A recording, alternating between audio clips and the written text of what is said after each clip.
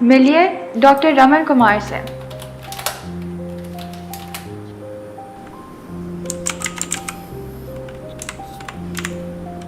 Doctor Raman نے بگائی medical college اور پھر آغا خان یونیورسٹی ہاسپٹل سے ٹریننگ حاصل کی۔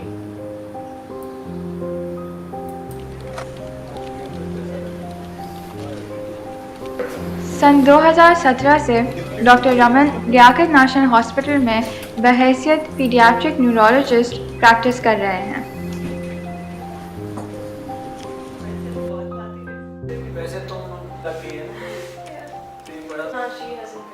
میرا اس کی کریکٹرسٹک سے بھی بہت ساری چیزیں پتہ لگتی ہیں۔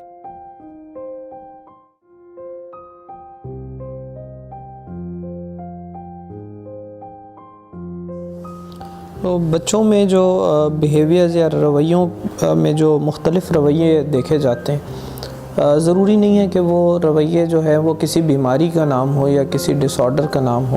حقیقت یہ ہے کہ ہمارا جو دماغ ہے اور جو ذہن ہے اس کی وائرنگ بہت ڈفرینٹ طریقے سے ہوتی ہے۔ تو ہم سب کے جو دماغ ہیں وہ ڈفرینٹلی وائرڈ ہیں، ان کی جو کنیکشنز ہیں وہ مختلف ہیں۔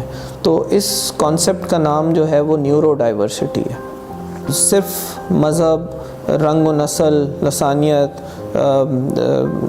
تہذیب و تمدن، یہ وہ باتیں نہیں ہیں جس میں ہم سب ایک دوسرے سے مختلف ہیں، بلکہ ہم سب نیچرلی تخلیق اس صورت میں کیے گئے ہیں کہ ہمارے دماغ جو ہیں وہ سب مختلف ہیں۔ دو بچے کبھی بھی ایک جیسے بیہیو نہیں کر سکتے، ایون اگر وہ ٹوئنز بچے ہوتے ہیں تو ان کے بیہیویئرز اور ان کی وائرنگ میں بھی مختلف ہوتی ہیں، دماغ کی وائرنگ مختلف ہوتی ہے۔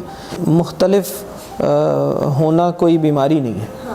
ہم سب اگر تو مختلف ہونا ایک بیماری ہوتی تو ہم سب ایک ڈس آرڈر ہوتے، ہم سب بیمار ہوتے۔ میرے لیے آپ ایک ڈس آرڈر ہوتے، آپ کے لیے میں ایک ڈس آرڈر ہوتا۔ جیسے ہمارے رویے، ہم سب کے رویے مختلف ہیں، کوئی کم گو ہوتا ہے، کوئی زیادہ بولنے والا ہوتا ہے، کوئی جو ہے وہ خاموش طبیعت۔ تو اس کانسیپٹ نیورو ڈائیورسٹی کے تحت ہم یہ کہتے ہیں کہ ایسی نیورو ڈائیورسٹی جو ہمارے بچوں کے معاملات کو خراب کر دے، ان کو سوشل اسٹیٹس نہ دے، وہ سوشلائز نہ کر پائیں، یا وہ ہمارے جو معاشرے میں ہیں ایک پراپر رول نہ ادا کر پائیں، ان کی نشو و نما جو ہے اس میں مسائل آ جائیں، تو ایسی نیورو ڈائیورسٹی کو ہم ڈس آرڈرز کا نام دیتے ہیں۔ جیسے کہ ایک آٹزم ہے۔ آٹزم ایک سمپل نیورو ڈائیورسٹی کا کانسیپٹ ہے کہ یہ بچے مختلف بچے ہیں، یہ کسی سے کم بچے نہیں ہیں، یہ مختلف ہے۔ مختلف ہونے کی وجہ سے ہم اگر اس دنیا میں پراپر طریقے سے کنٹریبیوٹ نہ کر سکیں تو ہم اس کو پھر کہہ دیتے ہیں کہ ڈس آرڈر ہے۔ نیورو ڈائیورسٹی کے بارے میں اگر میں مزید آپ کو جینیٹک طریقے سے ایکسپلین کروں تو ہمارے جو جینیٹک میک اپ ہے، جو ہم جن جین سے بنے ہوئے ہیں، اس میں رد و بدل ہوتا رہتا ہے وقت کے ساتھ ساتھ۔ آٹزم میں جینیٹک میک اپ میں خرابی نہیں ہے، تبدیلی کا نام ہے۔ آٹزم کا جو جین ہے جو اس سے ریلیٹڈ پایا گیا ہے بچوں میں، اس کا وجود کوئی 10,000 سال پرانا ہے۔ یہ ہم سب کے ڈی این اے میں یہ جین شامل ہے، لیکن یہ مختلف جب ہو جائے، اس میں رد و بدل ہو جائے تو وہ اس کیفیت، اس رویے میں تبدیل ہو جاتا ہے، آٹزم میں تبدیل ہو جاتا ہے۔ پراپر طریقے سے سوشلائز نہیں کر پاتے، کمیونیکیٹ، اپنی بات کو سمجھا نہیں پاتے، کمیونیکیٹ نہیں کر پاتے، ریپیٹیٹیو موومنٹس کچھ شو کرتے ہیں، مطلب ہاتھ کا ہلانا اور جو ہے ایک بات کو بار بار کرنا۔ تو ریپیٹیٹیو موومنٹس ہیں، پور سوشلائزنگ ہے، اور یہ جو ہے کمیونیکیشن کا خراب ہونا، اپنی بات کو نہ سمجھا پانا جو ہے، یہ آٹزم ایسے بچوں میں، ان بچوں میں اگر یہ چیزیں ہوں تو ہم انہیں کہتے ہیں کہ ان میں آٹزم ہے۔ پیرنٹس جب ہمارے پاس آتے ہیں وہ یہی کہتے ہیں کہ ڈاکٹر صاحب آپ یہ بتائیں، آدھی ڈسکشن کا جو محور ہوتا ہے وہ یہ ہوتا ہے کہ اس میں ہمارا کیا قصور ہے۔ یہ سوال تب ذہن میں آتا ہے جب آپ اس رویے کو، آٹزم کو آپ ایک غلطی سمجھتے ہیں۔ تو یہ ہمارے جینیٹک میک اپ میں چینج ہے، اٹس ناٹ اے مسٹیک کہ آٹسٹک بچے جو ہیں ان کی جو سینسز ہوتی ہیں وہ بڑی اسٹرانگ ہوتی ہیں, ان کی جو فائن ڈیٹیلنگ ہوتی ہے وہ ہمارے بس کی بات نہیں ہے. بچے سوشلائز نہیں کرتے لیکن بہت ساری چیزوں میں بہت بہتر ہوتے ہیں. اور اگر میں آپ کو مثال دوں ڈاؤن سنڈروم کی, تو ڈاؤن سنڈروم کے بچے جو ہیں وہ مختلف چیزوں میں بہت صلاحیت رکھتے ہیں, وہ عام لوگوں سے زیادہ ان میں جو ہے وہ صلاحیتیں ہوتی ہیں, آرٹس کے حوالے سے, میوزک کے حوالے سے.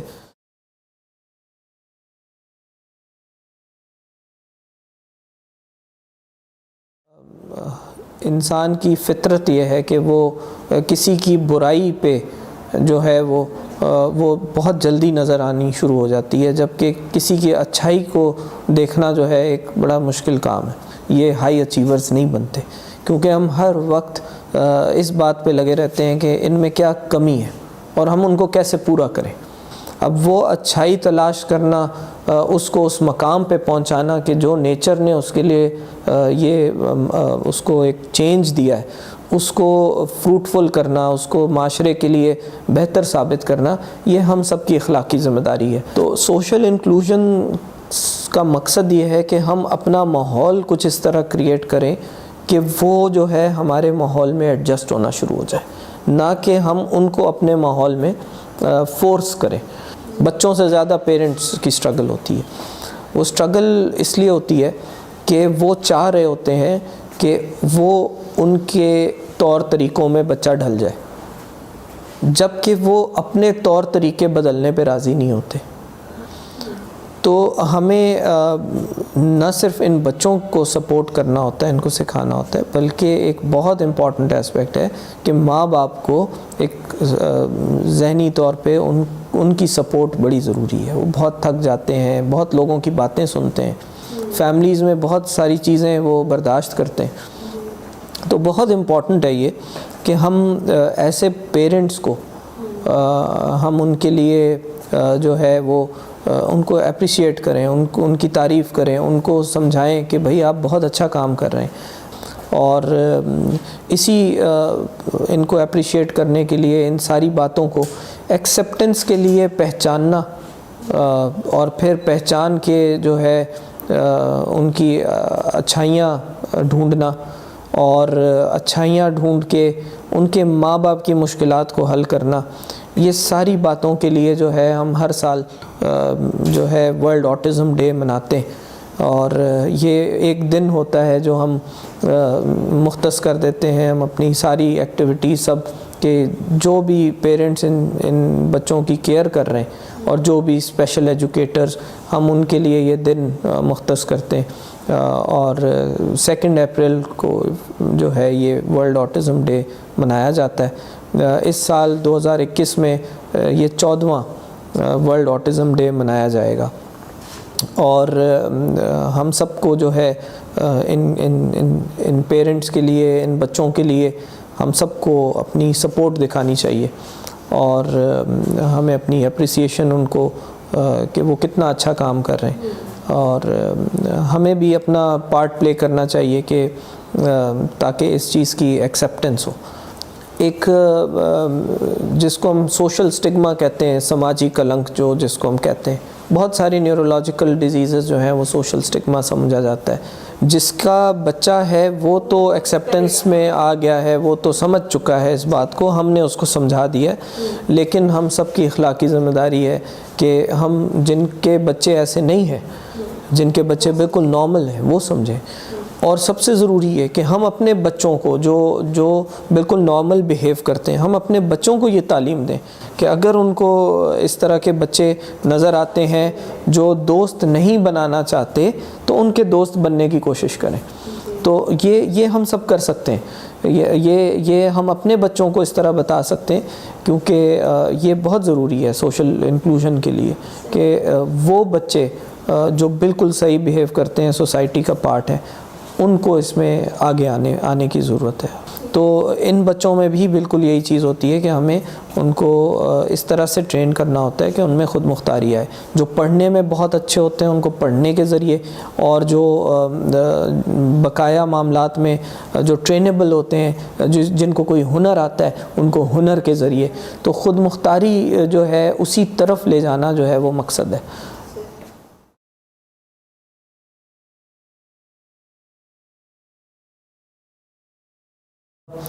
گاؤں دیہات میں تو لوگ بالکل تھیراپیز نہیں افورڈ کر پاتے.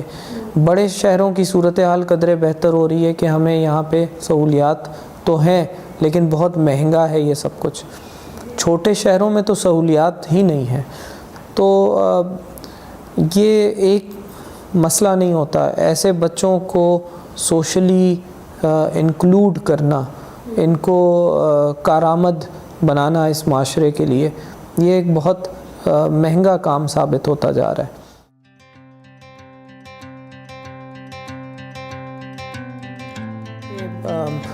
ٹیچرز کو بھی اس کی اویئرنیس ہونا بڑی ضروری ہے.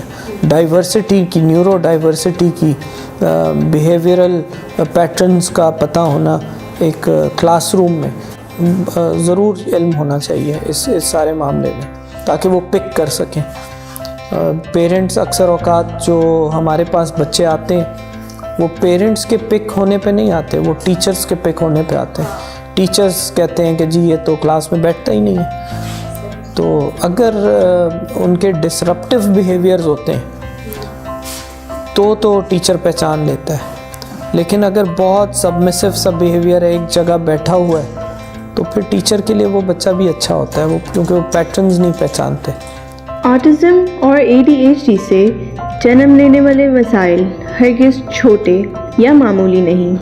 ضرورت وقت تو یہ ہے کہ ہم ان لوگوں کی صلاحیات کا اعتراف کریں اور انہیں بھی بلا تفریق برابر مواقع فراہم کریں، تاکہ یہ بھی خود مختاری اور خود انحصاری حاصل کر سکیں.